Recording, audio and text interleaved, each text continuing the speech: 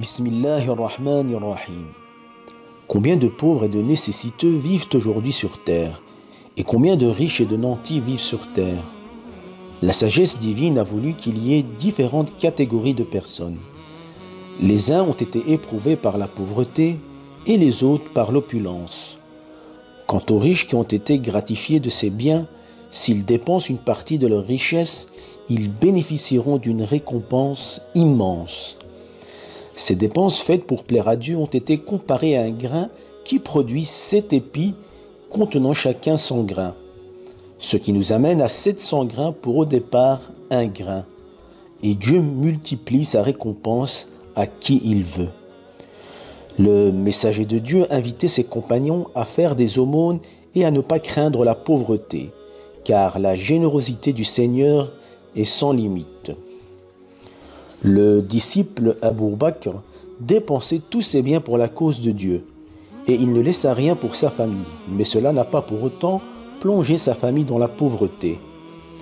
Il ne mourut pas de faim, lui et les siens, car celui qui dépense pour plaire à son Seigneur ne connaîtra jamais la misère. Toute dépense que vous faites, Dieu vous la restituera, car il est le plus généreux des dispensateurs. Le prophète a juré que l'aumône n'amoindrit en rien vos avoirs. Quiconque consent à faire un prêt gracieux à son Seigneur, Dieu lui rendra au décuple. Ces aumônes que vous donnez, que ce soit des euros, de la nourriture ou des vêtements, sont acceptés par qui? Par le Créateur des cieux et de la terre, le généreux. Dieu fait fructifier vos aumônes comme on élève un poulain jusqu'à l'âge adulte. Regardez donc la générosité divine. Le jour du jugement dernier, le croyant verra toutes ses aumônes en montagne de bonnes actions. Par ailleurs, Dieu nous confie dans son livre saint « Vous n'atteindrez la vraie piété qu'en faisant aumône d'une part des biens que vous aimez. » Un compagnon nommé Abu Talha al-Ansari, lorsqu'il entendit ce verset, alla trouver le prophète et lui proposa de donner en aumône la ferme qu'il possédait. C'était ce qu'il avait de plus cher.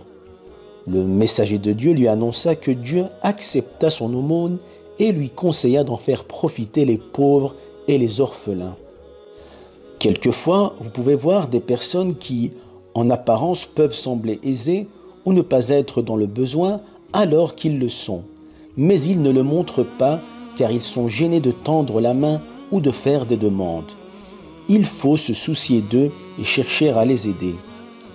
Ceux qui dépensent avec leur main droite sans que leur main gauche ne sache ce qu'elle a donné, c'est-à-dire secrètement et à l'abri des regards, seront couverts de l'ombrage divin le jour du jugement dernier où il y aura un soleil ardent. Nous commettons des erreurs et des péchés qui provoquent la colère de Dieu.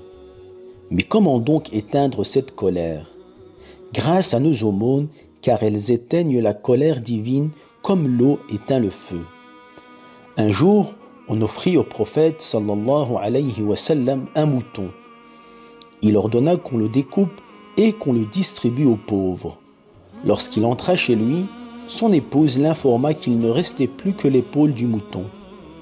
Le prophète lui rétorqua « Il reste le mouton tout entier, sauf l'épaule. » Il voulut lui montrer que l'aumône ne diminue en rien les biens et que ce qui reste véritablement est ce qu'on dépense pour plaire à son Seigneur.